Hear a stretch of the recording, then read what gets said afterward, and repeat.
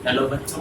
तो आज हम लोग बात करने जा रहे हैं केमिकल बॉन्डिंग के लेक्चर 11 की। तो इस लेक्चर में हम क्या पढ़ने वाले हैं? आज हम पढ़ने वाले हैं मॉलिक्यूलर ऑर्बिटल थ्योरी। क्या पढ़ने वाले हैं? Molecular orbital theory. Molecular orbital theory, ठीक है। इसकी शॉर्ट फॉर्म जो हम लेते हैं वो MOT की कहते हैं। क्या कहते हैं? MOT, मॉलिक्यूलर ऑर्बिटल थ्योरी को MOT के कहते हैं। अच्छा, अभी क्या है, इसमें हम लोग बेसिक्स की बात करेंगे इसकी, और जो मतलब बाकी की बची हुई थ्योरी अगले लेक्चर में पढ़ेंगे। तो इसको MOT को हम 2 लेक्चर में पढ़ने वाले हैं। आज के लेक्चर बेसिक लेक्चर होने वाला है। तो देखिए, अभी क्या है, मैं आपको बेसिक चीजें बताना चाह रहा हूँ कि मॉलिक्यूलर ऑर्बिटल थ्योरी कहती क्या है। तो बेसिक्स क्या है उसके बारे में हम डिस्कस करेंगे। देखो, इसने क्या कहा कि मॉलिक्यूलर ऑर्बिटल थ्योरी के हिसाब से एटॉमिक ऑर्बिटल कंबाइन होकर मॉलिक्यूलर ऑर्बिटल बनाते हैं। वो कैसे? देखिए, जैसे मैं क्या दूं, ये ए एटम है, ठीक है, ये मैं ऐसे कर देता हूँ, और ये दूसरा एटम है, ये ऐसे कर देता हूँ। ये दोनों कंबाइन हो गए, क्या बनाया इन्होंने?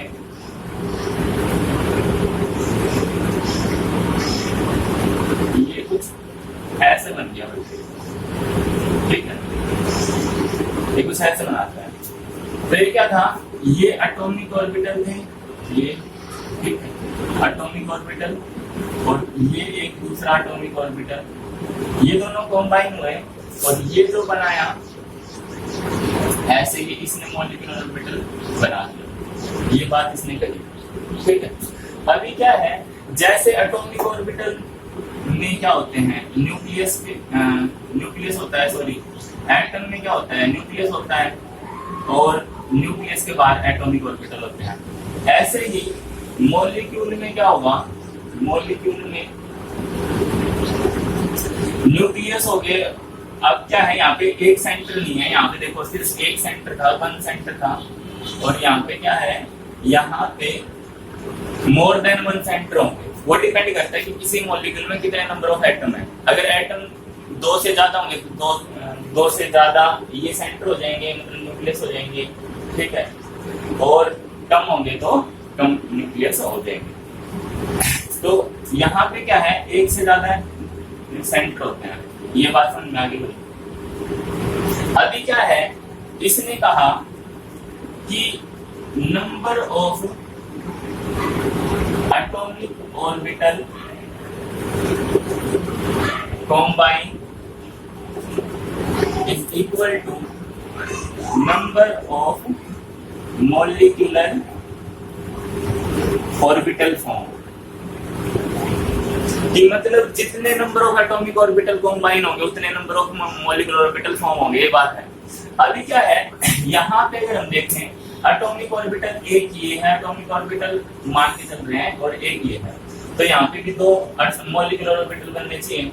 तो ऐसा करने पे देखो, एक एटॉमिक ऑर्बिटल मिलाओ प्लस एक एटॉमिक ऑर्बिटल बनाओ, मिलाओ, तो अपना क्या बनता है, 2 मॉलिक्यूलर ऑर्बिटल बनते हैं। एक को कहते हैं bonding molecular orbital, bonding molecular orbital, and second is anti bonding molecular orbital. एक बात आपको जो पता होनी चाहिए कि एटॉमिक ऑर्बिटल की एनर्जी से कम एनर्जी होती है बॉन्डिंग मॉलिक्यूलर ऑर्बिटल की। बॉन्डिंग, देखो, बॉन्डिंग मॉलिक्यूलर ऑर्बिटल, BMO कह सकते हैं इसको। बॉन्डिंग मॉलिक्यूलर ऑर्बिटल को क्या कह सकते हैं, BMO, और एंटी बॉन्डिंग मॉलिक्यूलर ऑर्बिटल को कह सकते हैं ABMO, ठीक है। तो मैं कभी भी ABMO कहूंगा तो एंटी बॉन्डिंग मॉलिक्यूलर ऑर्बिटल है, और BMO कहूंगा तो एंटी बॉन्डिंग मॉलिक्यूलर ऑर्बिटल है, एंटी बॉन्डिंग मॉलिक्यूलर ऑर्बिटल। अभी मैं कहना क्या चाहता हूँ, यहाँ पे मैं ये कहना चाहता हूँ कि एनर्जी अगर मैं देखूं तो एनर्जी जो है ना बॉन्डिंग मॉलिक्यूलर ऑर्बिटल की सबसे कम होती है, फिर एंटी बॉन्डिंग मॉलिक्यूलर ऑर्बिटल की होती है, फिर एटॉमिक ऑर्बिटल की होती है, फिर एंटी बॉन्डिंग मॉलिक्यूलर ऑर्बिटल की एनर्जी होती है। तो एनर्जी लेवल डायग्राम कुछ ऐसे बनता होता है, उसके बारे में हम और ज्यादा जानकारी लेंगे, ठीक है। तो अभी के लिए हमने देखा कि कैसे बनते हैं ये, ठीक है। और ये क्या है, ये जो एटॉमिक ऑर्बिटल कंबाइन होंगे उनकी सेम सिमेट्री होती है और लगभग सिमिलर एनर्जी होती है, ये चीजें हम आगे देखेंगे। तो अभी के लिए देखिए, अब हम बात करते हैं कि ये कंबाइन कैसे होते हैं, इसकी बात करते हैं, हाउ दे कंबाइन, ये चीज देखते हैं, ठीक है। तो इसमें कंबाइन होने में हम पढ़ते हैं linear atomic, linear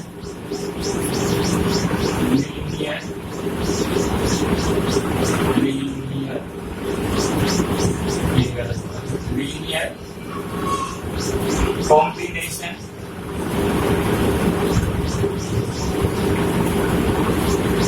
of atomic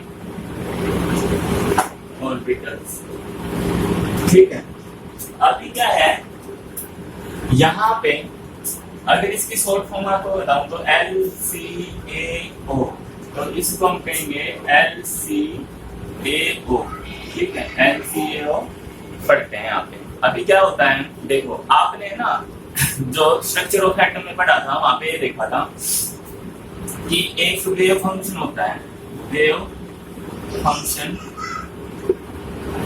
Sai, वो क्या करता है, वो हमें ऑर्बिटल में जो है ना इलेक्ट्रॉन डेंसिटी की ये बताता है कि वो एम्पलीट्यूड की के बारे में बताता है। ये क्या बताता है, electron density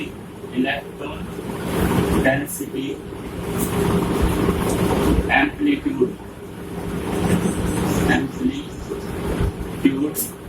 in atomic orbital बताता है, ठीक है। अभी क्या है, इतना तो हो गया।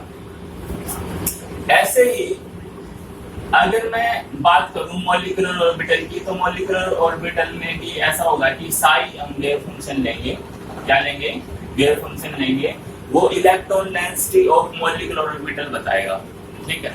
वहां पे उसके एम्पलीट्यूड बताएगा भी यहाँ पे कितनी उसकी इलेक्ट्रॉन डेंसिटी है, और एम्पलीट्यूड क्या बताता है, जितना ज्यादा एम्पलीट्यूड उतनी ज्यादा इलेक्ट्रॉन डेंसिटी, ठीक है। पर क्या है, हमें ये पता है कि इसका अगर किसी के पास में एक से ज्यादा इलेक्ट्रॉन है तो वो उसका इसका श्रोडिंगर वेव इक्वेशन सोल्व नहीं होते इसके लिए, ठीक है। There is no solution, there is no solution for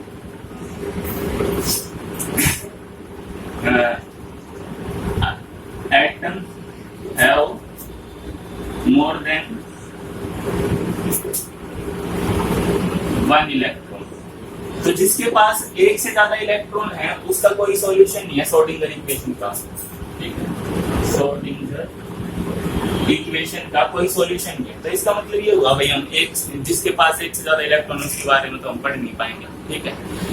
तो हमने क्या है, इससे एक आसान तरीका ढूंढा कि हम कैसे इस चीज को पढ़ें। तो उसका आसान तरीका है कि linear combination of atomic orbital हम कराएं, तो हम समझ पाएंगे भाई कौन कैसे जुड़ रहा है और किसकी इलेक्ट्रॉन डेंसिटी कैसे चेंज हो रही है, ठीक है।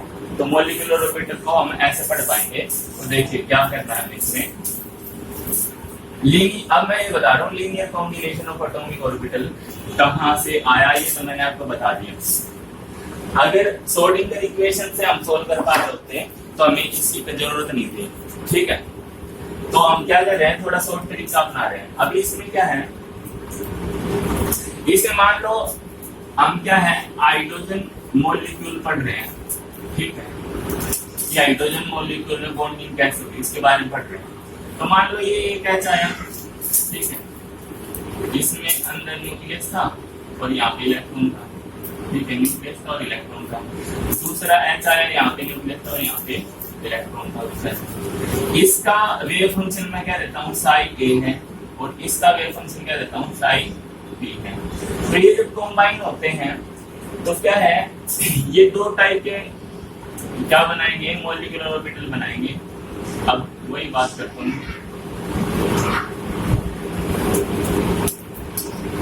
क्या बनाएंगे देखिए, यहाँ पे ये कुछ कॉम्बाइन होके कुछ ऐसा बना देते हैं, ठीक है, ये मॉलिक्यूलर ऑर्बिटल बन गया, ठीक है। अभी क्या है, इसको हम इसके अगर कॉम्बिनेशन लिखना चाहें कि इसका linear combination of atomic orbital कैसे हुआ, तो हम ये कह सकते हैं कि जो मॉलिक्यूल बना है ना, साई H2 जो बना है, उसके दो ऑर्बिट, दो वो बने हैं। जैसे कि साई में इसका रिप्रेजेंट करना चाहूँ तो A और B जुड़ा है, मान लो इसको A कह रहा हूँ और इसको B एटम कह रहा हूँ, तो साई A B का को मैं रिप्रेजेंट करना चाहूंगा तो क्या करूँगा, psi A plus minus psi B होगा। अब यहाँ पे दो इक्वेशन बनेगी कि psi A B is equal to psi A plus psi B, ठीक है। एक तो ये इक्वेशन बन गई, ये तो हो गया बॉन्डिंग मॉलिक्यूलर ऑर्बिटल, ठीक है, उसका वेव फंक्शन हो गया।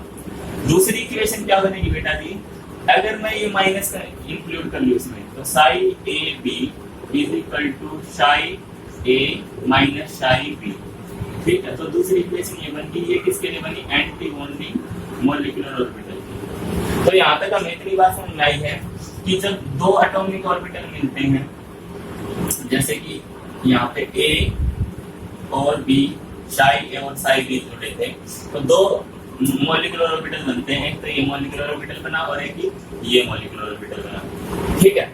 इतनी बात समझ में आई। बॉन्डिंग तो बनेगा जो प्लस होगा और एंटी बॉन्डिंग तो बनेगा जो माइनस होगा, इनका देखो, ठीक है। अच्छा, इनका डायग्राम अगर हम समझना चाहे तो डायग्राम में क्या हुआ, देखो साई ए और ये साई बी, यहाँ पे मैं बता रहा हूँ एनर्जी, फिर ये क्या है एनर्जी, इनकी एनर्जी मान लो इसकी एनर्जी इतनी थी और इसकी एनर्जी कितनी थी। अब यहाँ पे एक इलेक्ट्रॉन था और यहाँ पे एक इलेक्ट्रॉन था, ठीक है। ये दोनों जुड़े तो यहाँ पे बॉन्डिंग मॉलिक्यूलर ऑर्बिटल फिल हुआ, ये कुछ ऐसे बन गया।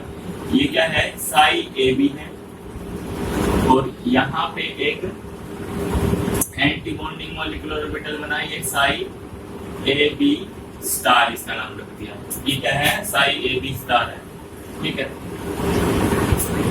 आपको हमेशा मिलेगा कि जो एंटी बॉन्डिंग मॉलिक्यूलर ऑर्बिटल है ना, एंटी बॉन्डिंग मॉलिक्यूलर ऑर्बिटल, उसके ऊपर ये स्टार दिखेगा और जो बॉन्डिंग है उसके ऊपर स्टार है नहीं दिखेगा, बॉन्डिंग मॉलिक्यूलर ऑर्बिटल। अभी यहाँ पे भी देख सकते हैं कि एनर्जी इसकी क्या है, कम है। फिर यहाँ पे बॉन्डिंग एटॉमिक ऑर्बिटल की एनर्जी है और सबसे ज्यादा एनर्जी किसकी है, एंटी बॉन्डिंग मॉलिक्यूलर ऑर्बिटल। यहाँ तक बात हमें समझ आई है, ठीक है। तो कुछ ऐसे कॉम्बिनेशन होता है कि जब दो एटॉमिक ऑर्बिटल कॉम्बाइन होते हैं तो दो मॉलिक्यूलर ऑर्बिटल बनते हैं, तो उसमें एक एंटी बॉन्डिंग होगा और एक बॉन्डिंग होगा। बॉन्डिंग की एनर्जी कम होती है, फिर उसके बाद में एटॉमिक ऑर्बिटल की एनर्जी होती है, सबसे ज्यादा एनर्जी होती है एंटी बॉन्डिंग मॉलिक्यूलर ऑर्बिटल्स, ठीक है। अभी तक के लिए आपको इतना ही ध्यान रखना है कि भाई जो कॉम्बाइन हुए हैं, ठीक है, जितने कॉम्बाइन हुए हैं उतने ही फॉर्म होंगे। तो ये हो गया। अभी है ना कुछ चीजें जानने की जरूरत है हमें यहाँ पे, ये तो जान लिए क्या हो रहा है। अभी है ना बॉन्डिंग और एंटी बॉन्डिंग के बारे में कुछ चीजें जानने की जरूरत है। क्या होता है भाई, जब बॉन्डिंग मॉलिक्यूलर ऑर्बिटल कॉम्बाइन होते हैं ना, बॉन्डिंग मॉलिक्यूलर ऑर्बिटल फॉर्म होते हैं, ठीक है। तो क्या होता है, जो ये जो न्यूक्लियस है ना, यहाँ पे न्यूक्लियस बना था और यहाँ पे न्यूक्लियस बना था, ठीक है। तो यहाँ पे इनके सेंटर में इलेक्ट्रॉन डेंसिटी क्रिएट होती है। यहाँ पे क्या आएगी, इलेक्ट्रॉन डेंसिटी। यहाँ पे अगर इलेक्ट्रॉन डेंसिटी आएगी इनके बॉन्डिंग फॉर्म करने से, बॉन्ड बनने से, तो यहाँ पे ये जो न्यूक्लियस में पहले क्या थी, पहले देखो इस न्यूक्लियस में और इस न्यूक्लियस में आपस में क्या थी, रिपल्सन थी। तो यहाँ पे इलेक्ट्रॉन डेंसिटी आने के बाद में ये इलेक्ट्रॉन को खींचने लग गए होंगे, तो यहाँ पे रिपल्सन क्या होगी, डिक्रीज होगी, रिपल्सन डिक्रीज हो जाती है इसके कारण, इलेक्ट्रॉन डेंसिटी आने के कारण। तो बॉन्डिंग मॉलिक्यूलर ऑर्बिटल जब बनता है तो यहाँ पे न्यूक्लियस में इलेक्ट्रॉन, न्यूक्लियस में इलेक्ट्रॉन डेंसिटी आने से रिपल्सन क्या हो जाती है, कम हो जाती है। इतनी बात समझ आई, ठीक है। अभी क्या होता है, अगर मैं बात करूं एंटी बॉन्डिंग मॉलिक्यूलर ऑर्बिटल की, एंटी बॉन्डिंग मॉलिक्यूलर ऑर्बिटल, ठीक है। एंटी बॉन्डिंग मॉलिक्यूलर ऑर्बिटल में क्या हुआ, इलेक्ट्रॉन डेंसिटी के बीच में ना इकट्ठी होकर साइड में इकट्ठी होती है, मान लो यहाँ पे कहीं पे ऊपर नीचे कहीं पे साइड में है, ठीक है। तो इलेक्ट्रॉन डेंसिटी क्या होती है, electron density decrease between two nucleus, ठीक है। टू न्यूक्लियस तो ज्यादा हो सकते हैं, अभी के लिए टू कह रहा हूं मैं, टू न्यूक्लियस के बीच में क्या होगा, इलेक्ट्रॉन डेंसिटी डिक्रीज हो जाएगी। और ऐसा होने के कारण देखो यहाँ पे इलेक्ट्रॉन डेंसिटी डिक्रीज होगी ना, तो क्या होगा बेटा जी, यहाँ पे रिपल्सन क्या होगी, रिपल्सन इंक्रीज होगी, ठीक है। इस रिपल्सन इंक्रीज होने के कारण क्या हो गया, एनर्जी बढ़ गई, और यहाँ पे रिपल्सन डिक्रीज हो गई थी तो एनर्जी घट गई। और बॉन्ड सिर्फ एंड ये एटॉमिक ऑर्बिटल में क्या हो रहा था, एटॉमिक ऑर्बिटल में ना तो बढ़ रही थी ना घट रही थी, तो वो इतनी बीच में रहेगी, ठीक है। ये बात समझ में आई कि एंटी बॉन्डिंग की जो एनर्जी है वो ज्यादा क्यों होती है और बॉन्डिंग की एनर्जी कम क्यों होती है, ठीक है। और एटॉमिक ऑर्बिटल की एनर्जी बीच में क्यों होती है, इतनी बात समझ में आ गई हमें। अब अगर हम आगे बात करें कि कंडीशंस की बात करें, कंडीशंस क्या है भाई इनके कंबाइन होने की, ऐसा तो नहीं है कि कोई भी आएगा और आपस में कंबाइन हो जाएगा, नहीं भैया ऐसा नहीं है कि कोई भी आया और आपस में कंबाइन हो गया। कुछ कंडीशंस हैं एटॉमिक ऑर्बिटल कौन से आपस में कंबाइन होंगे, कौन से कंबाइन नहीं होंगे, तो उनकी भी बात कर लेते हैं। तो बात करते हैं बेटा जी कंडीशंस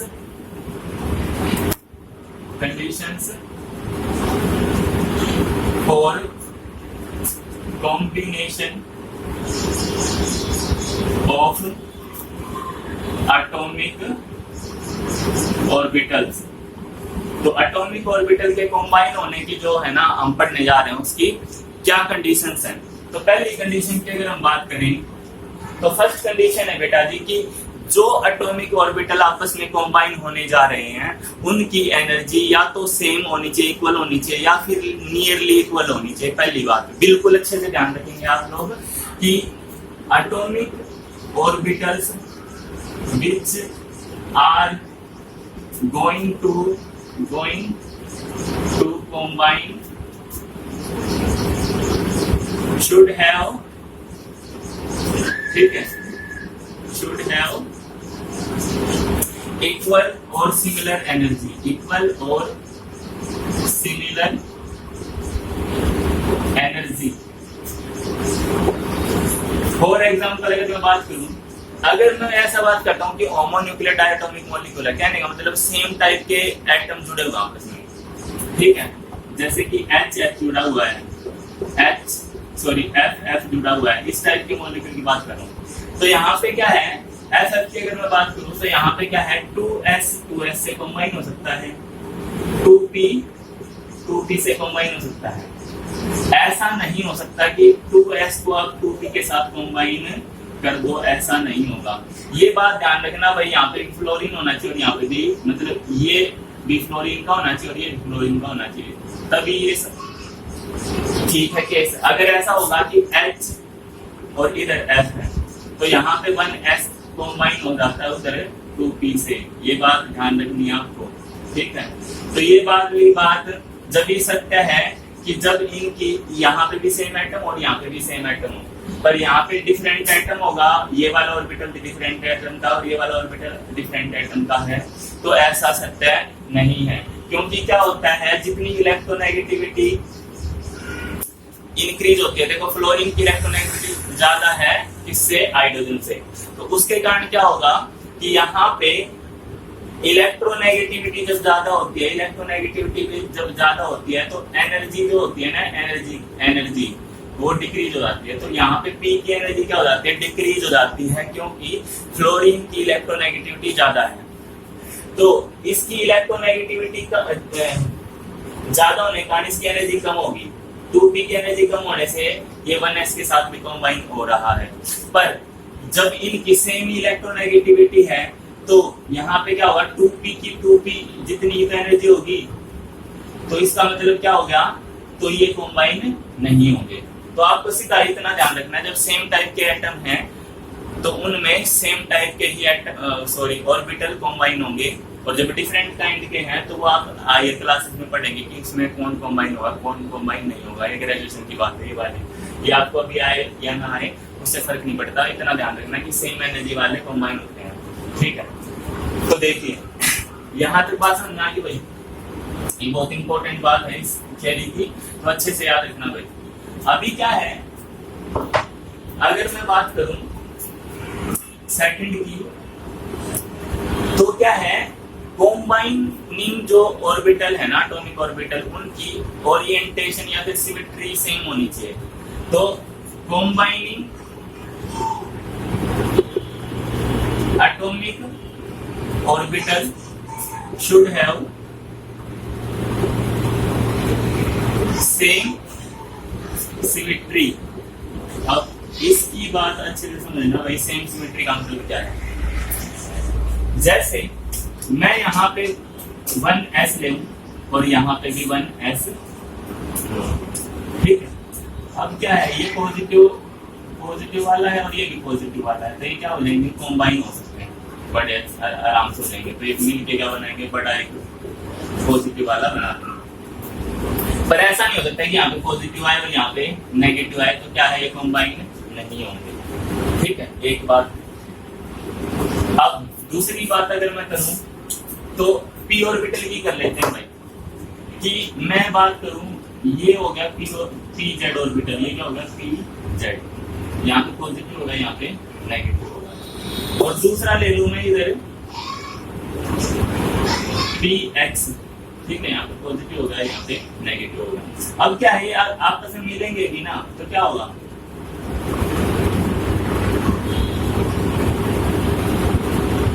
तो भी ये आपस में ओवरलैप ही नहीं कर पाएंगे, क्योंकि ये स्पेस में कभी भी आपस में मिल नहीं सकते। एक बंदा ऐसे है, एक ऑर्बिटल ऐसे है और एक ऑर्बिटल ऐसे है, तो इसके तो लोग यहाँ पे होंगे और इसके लोग यहाँ पे होंगे, तो ये तो आपस में कभी कंबाइन ही नहीं हो सकते। तो सिमेट्री इनकी मैच नहीं हो रही, ओरिएंटेशन जो थी ना कि ये किस तरफ स्पेस में ओरिएंटेड है, वो मैच नहीं होगी। और जिनकी सिमेट्री मैच नहीं होगी वो क्या है, वो आपस में कंबाइन नहीं होंगे। इसका मतलब ये है, समझ लेना ये बात अच्छे से। तो इसीलिए pz px से नहीं मिलेगा। पर क्या है, यहाँ पे अगर px के साथ मिलेगा तो आसानी से मिल सकते हैं, जैसे कि देखिए अभी बात करते हैं, यहाँ पे मैं ले लूं अगर पॉजिटिव और नेगेटिव, ये आपस में कंबाइन होते हैं, पॉजिटिव इसमें मिल सकता है और ये नेगेटिव इसमें मिल सकता है, तो क्या होगा, कुछ ऐसे बन जाएगा, पॉजिटिव और ये नेगेटिव, ठीक है। तो ये कंबाइन हो सकते हैं क्योंकि ये भी px है और ये भी px है। यहाँ पे py होता और यहाँ पे px होता, तब भी ये कंबाइन नहीं होते, क्योंकि ये y एक्सिस पे होगा और ये x एक्सिस पे होगा, तब भी कंबाइन नहीं हो सकते। खुद से करके देखना। अभी आगे बात करें तो लास्ट बात अगर हम करें यहाँ पे, तो देखिए इसमें क्या करना है हमें, इसमें छोटी सी बात ये याद रखनी है कि जितना अच्छा ओवरलैप होगा, ठीक है, ओवरलैप क्या होगा, ओवरलैप डायरेक्टली प्रोपोर्शनल है इसके स्ट्रेंथ ऑफ बॉन्ड के, स्ट्रेंथ ऑफ बॉन्ड के, ठीक है। तो क्या है, ओवरलैप जितना अच्छा होगा उतना ही अच्छा बॉन्ड बनेगा। ये बात आप समझ लेना अच्छे से, ठीक है। तो ओवरलैपिंग अच्छी होनी चाहिए, तीन कंडीशन थी, तीनों कंडीशन याद रखनी है आपको। अब आगे अगर हम बात करें तो आगे बात करेंगे कि ये कैसे कंबाइन होते हैं भाई, इसकी बात करते हैं। देखिए क्या करना है हमें अब, तो इनकी ओवरलैपिंग हम करते हैं, ठीक है। इसमें क्या करेंगे हम, देखिए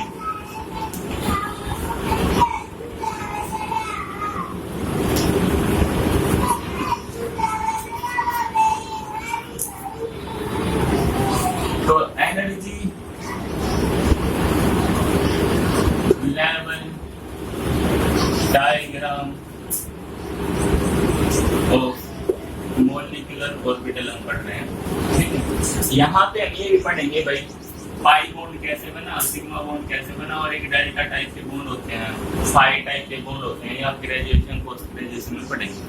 ठीक है, अभी के लिए हमें तो ये ज्यादा जानना जरूरी है। वैसे ये भी डेल्टा बॉन्ड भी होते हैं। ठीक है, बताने को तो मैं आपको बता दूं पर कोई फायदा नहीं बताने का। ठीक है, तो देखिए क्या है यहाँ पे, अगर मैं बात करूं कि 1s प्लस 1s या फिर 2s और 2s आपस में कॉम्बाइन कैसे होते हैं, उसकी बात अगर हम करें तो क्या करना है। देखिए यहाँ पे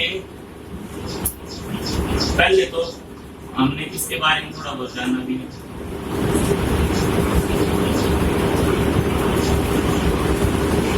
यहाँ पे आप मान लें कि यहाँ पे एनर्जी इंक्रीज होती है।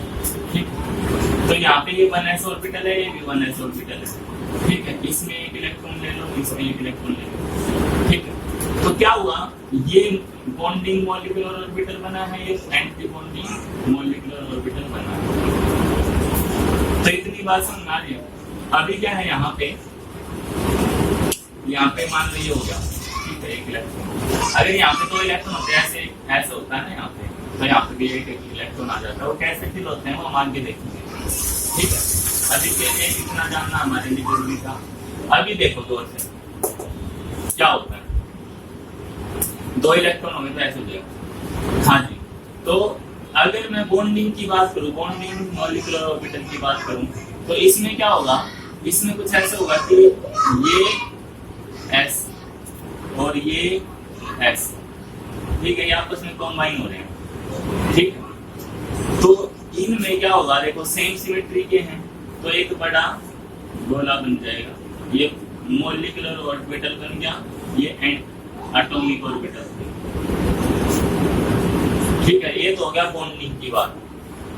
ठीक है, ये वाला कौन सा है, जो साई ए बी नहीं पढ़ा था हमने, साई ए बी, और यहाँ पे साई स्टार ए बी की बात करोगे तो उसमें क्या होगा, यहाँ पे ये वाला माइनस होगा इस वाले से। अब एक बात समझ लेना, अगर यहाँ पे माइनस का साइन है ना, तो यहाँ पे जो पॉजिटिव साइन होगा वो नेगेटिव हो जाएगा, जो नेगेटिव साइन है वो पॉजिटिव हो जाएगा। तो यहाँ पे एक्चुअल में क्या हो रहा है, जो यहाँ माइनस कर रहा है, एक्चुअल में यहाँ पे हो रहा है कि प्लस का प्लस हो रहा है माइनस के साथ। देखो इस नेगेटिव को अगर आपको पॉजिटिव करना है, मतलब पॉजिटिव समझ में आता है कि मेरे को ये ऐड कैसे हो रहा है, माइनस करना तो हमें समझ में नहीं आता ना, इसीलिए बता रहा हूँ। अगर मेरे को ये माइनस का पॉजिटिव समझ के देखना है तो मेरे को क्या करना पड़ेगा, इसको पॉजिटिव अगर मेरे को करना है तो यहाँ पे जो पॉजिटिव है उसको नेगेटिव कर दो, और जो नेगेटिव है वो पॉजिटिव कर दो। तो यहाँ पे पॉजिटिव था उसको नेगेटिव कर दिया, अब ये प्लस का साइन हो गया। तो नेगेटिव और पॉजिटिव जब मिलते हैं तो क्या होता है, तो इलेक्ट्रॉन डेंसिटी बिल्कुल कम हो जाती है। तो कुछ ऐसा होगा कि ये आपस में इधर पॉजिटिव हो गया और इधर नेगेटिव हो गया। ठीक है, और यहाँ पे जहाँ पे न्यूक्लियस था ना, जहाँ पे ये न्यूक्लियस था, अभी ट्रेनिंग में क्या दूंगा, यहाँ पे न्यूक्लियस था, यहाँ पे न्यूक्लियस था, और ये पॉजिटिव वाला था, ये पॉजिटिव वाला था। ठीक है, तो ये न्यूक्लियस था। अभी क्या हुआ, ये नेगेटिव हो गया। ठीक है, अभी क्या हुआ, जहां पे यहाँ पे इलेक्ट्रॉन डेंसिटी जमा होनी चाहिए, तो यहाँ पे क्या आ गया, नोडल प्लेन आ गया। यहाँ पे इलेक्ट्रॉन डेंसिटी जमा ही नहीं हुई, मतलब न्यूक्लियस के बीच में इलेक्ट्रॉन डेंसिटी जमा नहीं होती। एंटी बॉन्डिंग मॉलिक्यूलर ऑर्बिटल में मैंने कहा था कि इलेक्ट्रॉन डेंसिटी साइड में कहीं पे चली जाएगी, पर वहां पे इलेक्ट्रॉन डेंसिटी बीच में नहीं होगी। तो यहाँ पे क्या आ जाता है, यहाँ पे नोड आ जाता है, क्या आ जाता है, नोड इंटर न्यूक्लियर एक्सिस पे, किधर, इंटर न्यूक्लियर एक्सिस पे। जबकि यहाँ पे क्या हुआ, यहाँ पे ये न्यूक्लियस थे, ऐसे ये प्लस, तो यहाँ पे क्या हुआ, इन न्यूक्लियस के बीच में देखो इलेक्ट्रॉन डेंसिटी कहाँ पे जमा हुई है, ये पूरा मोटा किसके बीच में बना है, न्यूक्लियस के बीच में। जबकि यहाँ पे क्या हुआ, यहाँ पे न्यूक्लियस रह गए और ये आपस में कहीं साइड में ही कुछ हो गया। ठीक है, ये जमा नहीं है, तो यहाँ पे नोड रह गए इनके बीच में। ऐसे समझो इसको नेगेटिव समझो, इसको पॉजिटिव समझो। यहाँ पे न्यूक्लियस है ना, तो इन न्यूक्लियस के बीच में नोड आ गया, कुछ भी नहीं रहा, मतलब यहाँ पे इन रिपल्सन ज्यादा है, ठीक। अब देखिए आगे, तो ये 1s की बात होगी। आगे देखिए कि P में कैसे होता है, P दो तरीके से करता है, P सिग्मा बॉन्ड भी बनाता है और पाई बॉन्ड भी बनाता है। यहाँ पे S ने क्या कर रखा था, S कंबाइन होके सिग्मा बॉन्ड बनाते हैं, तो ये सिग्मा बॉन्ड बनाता है, ठीक है। और सिग्मा बॉन्ड में क्या होता है, इलेक्ट्रॉन डेंसिटी सिमेट्रिकल होती है, हर डायरेक्शन में सिमेट्रिकल होती है। इस एग्जांपल से आपको सिमेट्रिकल ढंग से समझ में नहीं आएगा, अगले एग्जांपल से सिमेट्रिकल समझ में आएगा, ठीक है। तो सिग्मा में क्या होती है, इलेक्ट्रॉन डेंसिटी सिमेट्रिकली डिस्ट्रीब्यूटेड होती है, ठीक है। तो देखिए क्या होगा, अगर मैं P की बात करूं, ये Px हो गया और ये भी Px हो गया, ठीक है। ये पॉजिटिव साइन है और ये नेगेटिव साइन है, ठीक है। तो अभी क्या है, ये जब कंबाइन होंगे तो क्या होगा, इनके कंबाइन होने से कुछ ऐसा होगा, देखो पॉजिटिव पॉजिटिव मिलेगा तो ऊपर ऐसे पॉजिटिव हो जाएगा, ठीक। और नीचे नेगेटिव नेगेटिव मिलेंगे तो नीचे बड़ा वाला नेगेटिव हो जाएगा, ठीक। अब सिमेट्री की बात बताता हूँ मैं, ये क्या है, सिमेट्री होती है भाई, मैं किसी पॉइंट पे मतलब एक जो सेंटर पॉइंट है ना, सेंटर पॉइंट पे खड़ा हूँ और किसी भी डायरेक्शन में जाऊँ तो मेरे को इस डायरेक्शन में गया तो सेम चीज मिली और इससे ऑपोजिट डायरेक्शन में गया तो सेम चीज मिली, ठीक है। इसी प्रकार से ऊपर जाऊंगा तो सेम चीज मिले और नीचे जाऊंगा तो भी सेम चीज मिले, तो वो सिमेट्री होती है। अभी क्या है, ये देखो यहाँ पे ये सेंटर पॉइंट है, इस सेंटर पॉइंट से मैं नीचे आ रहा हूँ तो नेगेटिव चार्ज मिल रहा है और ऊपर जा रहा हूँ तो पॉजिटिव चार्ज मिल रहा है, ठीक है। तो यहाँ पे क्या है, सिमेट्री नहीं है, no symmetry present, no symmetry present, ठीक है। अच्छा, यहाँ पे जा रहा हूँ तो यहाँ पे क्या है, पॉजिटिव नेगेटिव अलग अलग वो मिल गया ना, फेज अलग अलग चार्ज, मैंने गलत बोला है, अलग अलग फेज मिल गई, तो ये सिमेट्रिकल नहीं है। और जब सिमेट्रिकल ना हो ना तो कौन सा बॉन्ड बनता है, पाई बॉन्ड बनता है, ये बात ध्यान रखनी है। पाई बॉन्ड में सिमेट्री नहीं होती और सिग्मा बॉन्ड में सिमेट्री होती है। सिग्मा बॉन्ड में देखो कैसे बना था, ऐसे बना था, ठीक है। इसमें आप सेंटर पॉइंट से, ये जो सेंटर पॉइंट है इससे उधर जाओगे जब भी इधर पॉजिटिव चार्ज, इधर जाओगे पॉजिटिव चार्ज, इधर जाओगे तब भी पॉजिटिव चार्ज, इधर जाओगे पॉजिटिव चार्ज है। तो इसमें क्या है, 180 डिग्री चलने पे सेम ही चीज मिले तो सिमेट्रिकल होता है। तो ये क्या था, सिमेट्रिकल था, ये सिमेट्रिकल था तो क्या था, ये सिग्मा बॉन्ड बन रहा था। अब देखिए आगे, ये हो गया भाई कि Px 3x कैसे कंबाइन होते हैं, ठीक है। उसके ऑर्बिटल की अगर हम बात करें तो कैसे बनेंगे उसकी भी देखिए। मान लो ये Px था और ये Px एटॉमिक ऑर्बिटल था, ये कंबाइन हुआ तो क्या हुआ, बॉन्डिंग मॉलिक्यूलर ऑर्बिटल बना होगा, पाई बना है ना, पाई क्या देते हैं इसको, ठीक। तो यहाँ पे आ गए और एक एंटी बॉन्डिंग बनेगा, ठीक, इसको बनेंगे पाई का, ठीक। तो इतनी बात समझ में आ गई। अब देखिए आगे और अच्छे से पढ़ेंगे हम चीजों को, अभी के लिए बस आइडिया हो रहा है हमें क्या हो रहा है, क्या नहीं हो रहा है। आगे देखिए अभी क्या है, पीजेड कैसे बनेंगे, पीजेड कंबाइन कैसे हुआ पीजेड से। पीजेड को हम क्या मान के चलते हैं, inter nuclear axis, inter nuclear axis. तो इंटर न्यूक्लियर एक्सिस को मानते हैं तो पीजेड सिग्मा बॉन्ड बनाएगा और पीएक्स और पीवाई जो बनाएंगे वो पाई बॉन्ड बनाएंगे। जो मैंने पीएक्स के बारे में बताया था ना, सेम बॉन्ड जो बनाएगा वो पीवाई भी वैसे ही बनाएगा, अभी जो मैंने आपको बताया। अभी देखिए तो इसकी बात करते हैं हम लोग, इसमें क्या होगा भाई, पीजेड कुछ ऐसे होगा, यहाँ पे पॉजिटिव यहाँ पे नेगेटिव,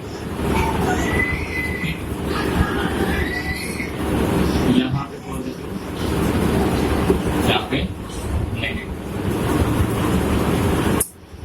पिछले वाले का ना एंटी बॉन्डिंग मेरे को मैंने नहीं बताया, एंटी बॉन्डिंग का भी देख लो उसका पाई स्टार कैसे बना उसका। देखो वो कुछ ऐसे था ना, पॉजिटिव नेगेटिव और ये पॉजिटिव नेगेटिव था। तो यहाँ पे क्या होगा, नेगेटिव साइन होगा, यहाँ पे px टूट रहा है और यहाँ पे भी px टूट रहा है।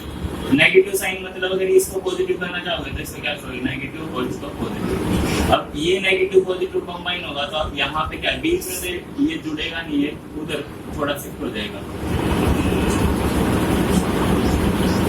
और सिमिलरली ये इधर शिफ्ट हो जाएगा, बीच में बिल्कुल नोडल प्लेन आ जाएगा। ठीक है, ये पॉजिटिव बन गया, ये नेगेटिव बन गया, सिमिलरली नीचे होगा। ठीक है, ये क्या होगा पॉजिटिव और ये क्या होगा नेगेटिव। ठीक है, तो ये पाई स्टार ऐसे बनेगा उसका। यहाँ पे देखो नोड आ गया ना, कोई भी इलेक्ट्रॉन डेंसिटी है ही नहीं यहाँ पे, तो ये क्या होगा नोड क्रिएट हो गया। तो ये पाई स्टार की बात है, पिछले वाले की वो पीछे रह गई थी, सॉरी इसके लिए। अभी यहाँ पे अगर हम बात करें तो ये पॉजिटिव पॉजिटिव कंबाइन होगा तो क्या होगा, देखो पी जेड और ये P Z positive positive combine होके एक बड़ा पॉजिटिव बन जाएगा इधर। ठीक है, और पीछे नेगेटिव और यहाँ पे भी नेगेटिव। अब देखो अगर मैं ये सेंटर का पॉइंट ये ले लूँ तो इससे इधर जाऊंगा तो भी सेम इलेक्ट्रॉन डेंसिटी मिलेगी और इधर जाऊंगा तो भी सेम इलेक्ट्रॉन डेंसिटी, इधर जाऊंगा तो भी सेम इलेक्ट्रॉन डेंसिटी, इधर जाऊंगा तो भी सेम इलेक्ट्रॉन डेंसिटी। यहाँ पे जाऊंगा तो नेगेटिव चार्ज और यहाँ पे जाऊंगा तो नेगेटिव चार्ज। यहाँ पे गया तो कुछ नहीं, यहाँ पे गया तो कुछ नहीं। तो जब 180 डायरेक्शन में चलते हैं अगर सेम चीजें मिले तो वो क्या होता है, सिमेट्रिकल हो गया। तो ऐसा ये क्या हो गया, सिमेट्रिकल हो गया।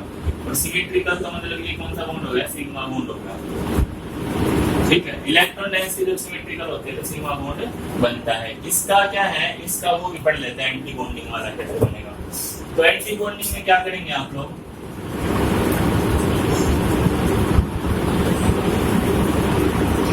नेगेटिव पॉजिटिव और इसमें नेगेटिव करना है ये वाला पॉजिटिव नेगेटिव। मैंने बोला इस नेगेटिव को पॉजिटिव करना है तो यहाँ पे जो पॉजिटिव उसको नेगेटिव कर दो और यहाँ पे पॉजिटिव कर दो। अब नेगेटिव पॉजिटिव कंबाइन होंगे तो ये कंबाइन ही नहीं होंगे क्योंकि इसमें क्या होता है, डिस्ट्रक्टिव इंटरफेरेंस होगा। जैसे इन डिस्ट्रक्टिव इंटरफेरेंस में नेगेटिव जो वेव होती है वो नेगेटिव पॉजिटिव के साथ नहीं मिलेगी, वो माइनस हो जाती है। तो यहाँ पे बीच में क्या होगा, बीच में तो इलेक्ट्रॉन डेंसिटी होगी नहीं, ये लोग छोटा हो गया पॉजिटिव वाला और ये लोग छोटा हो गया नेगेटिव वाला और ये वैसे ही ये पड़ेगा ऐसे, ये नेगेटिव और ये पॉजिटिव। यहाँ पे नोड आ गया ना, नोड। ठीक है, जब बीच में नोड आ जाए तो उसका मतलब pi star, sorry sigma star बनेगा। क्या बनेगा, सिग्मा स्टार। ठीक है, अच्छा एक और बात है कि जिसका है ना, देखो ये अगर सिमेट्रिकल है तो इसका एंटी बॉन्डिंग जो होगा, इसका पाई स्टार जो होगा वो एसिमेट्रिकल होगा, एसिमेट्रिकल। ऐसे ही जिसका पाई सिमेट्रिकल है, मान लो ये वैसे अनसिमेट्रिकल होता है, ये अनसिमेट्रिकल है, एसिमेट्रिकल है। ठीक है, तो इसका पाई स्टार जो होगा ना, पाई स्टार वो सिमेट्रिकल होगा। वो आप देख लेंगे, मैंने सबके बनवाए हैं, तो अगर आप वहाँ पर चेक करेंगे तो मिल जाएगा आपको। ठीक है, तो ये थोड़ी बात थी जो आपको समझनी है, बाकी इसमें से क्वेश्चन नहीं आते आज के लेक्चर में। देख लें और क्वेश्चन है एक्सरसाइज का, राइट द इम्पोर्टेंट कंडीशन। आपको है ना क्वेश्चन दिख जाएगा स्क्रीन पे। तो right the important condition required for linear combination of atomic orbital to form molecular orbital. ठीक है, जो तीन कंडीशन बताई थी ना मैंने आपको कंबाइन होने के लिए, कैसे कैसे, एनर्जी सेम होनी चाहिए, सिमेट्री सेम होनी चाहिए, ओवरलैप जितना अच्छा होगा उतनी ज्यादा उनका बॉन्ड बनेगा। तो आपका ये तीन कंडीशन आपको बतानी, तो 34 क्वेश्चन हो जाएगा। बाकी की बात हम नेक्स्ट लेक्चर में करेंगे। ठीक है, तो तब तक के लिए आप सभी का बहुत बहुत धन्यवाद। तो मिलते हैं नेक्स्ट लेक्चर में। और नेक्स्ट लेक्चर में सबसे इस यूनिट का सबसे ज्यादा इम्पोर्टेंट लेक्चर होने वाला है नेक्स्ट लेक्चर। उसमें एमओटी से जितने क्वेश्चन आते हैं और किसी थ्योरी से नहीं आते, तो एमओटी आप नेक्स्ट थ्योरी में और अच्छे से पढ़ेंगे। अभी तो बेसिकली मैंने बताया आपको, सही से आप एमओटी को नेक्स्ट लेक्चर में जानेंगे, सारे क्वेश्चन होंगे वहाँ पे। तो देखिए मिलते हैं नेक्स्ट लेक्चर में आप, तो तब तक के लिए आप सभी का बहुत बहुत धन्यवाद।